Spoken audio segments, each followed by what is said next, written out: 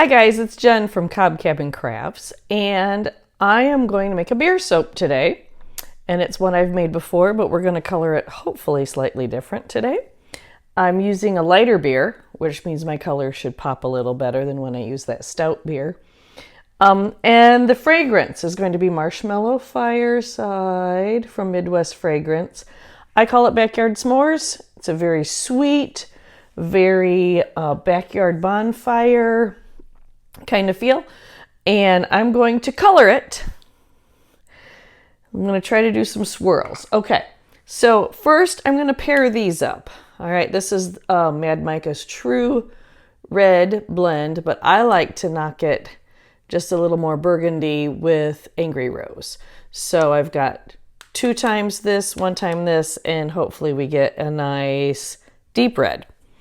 And then Sexy Stranger on a Train. There's your chocolate part of your s'mores. Okay, so we have red for fire, chocolate smart part for the s'mores.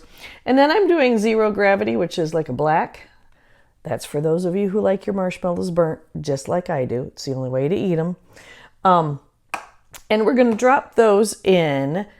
I'm going to try to keep it very light. Like I'm going to try to drop it while the batter is still very fluid.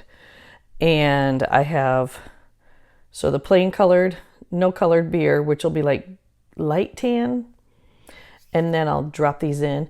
And then throughout, I'm going to have coffee grounds just for a little added extra grit. And kaolin clay in the fragrance. And we should be good to go. I've made this soap loads of times. I don't remember if it accelerates before I start making.